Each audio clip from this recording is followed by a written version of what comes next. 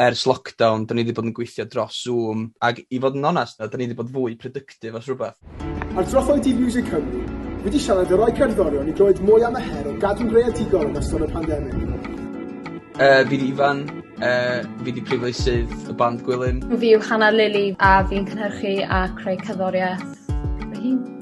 So fi yw Catrin a fi yw'r swyddog marchnata yn Clwb Ifan Bach.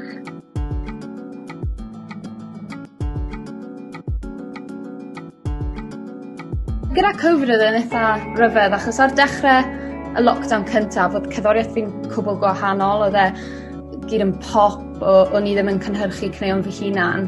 A beth nes i sylweddoli pan methan ni mewn i'r cyfnod clo cyntaf oedd, hang on, beth sy'n mynd i ddigwydd os fi'n cynhyrchu fy hun? Felly i ddechrau gyda oedd e'n mater o just troi popeth bant, ddim mynd ar y ffôn a just bod yn greadigol achos dyma'r unig cyfle fi'n mynd i cael ble does dim coleg, does dim gwaith. Felly o ran ochr creadigol mae wedi bod yn really positif. Ers lockdown, da ni wedi bod yn gweithio dros Zoom, lle mae un ohonon ni'n neud share screen ar Logic neu be bynnag ni'n recordio mewn i.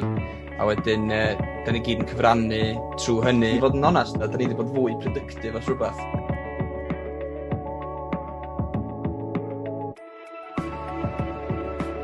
Mae perfformio'n byw a cael y cyfle i perfformio'n fyw yn huge i artistiaid. Yn enwedig artistiaid newydd sydd falle heb cael cyfle i perfformio ar draws y Deyrnas Unedig eto. Mae perfformio'n llefydd fel Clwb Ifan Bach ar y llwyfan llawn gwaelod lle falle mae'r capacity'n llai, ond mae'n gyfle gwych i dechrau chwarae'n fyw.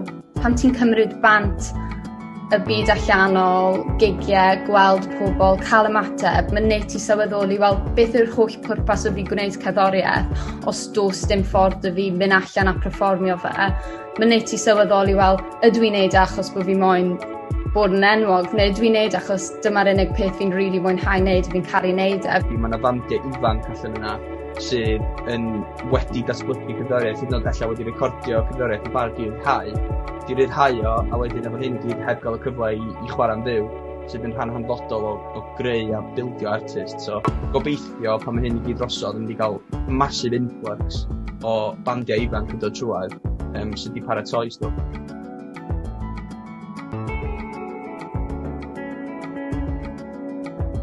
Mae'n bod yn anodd iawn.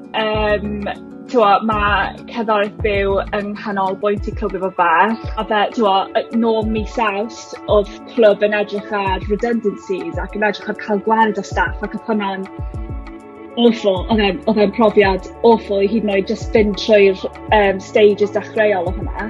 Fatha huge, fatha cylch, fatha dos am bandiau ydi probably y rhan olaf cylch yna. Heb y venues, heb y bobl sy'n gweithio tywy'r llen i wneud y sain gwylio ac ati. Fatha, dydy'r bandiau methu perfformio. Mae digwyddiadau sydd wedi dod mas fel Independent Venue Week, a mae Miwsig Cymru'n dod lan, mae rheina fel moment o gobaith i bawb. Ond ydy, mae fe wedi bod yn anodd, a dyn ni'n gweld colli pawb a colli cerddoriaeth byw, sugar bent.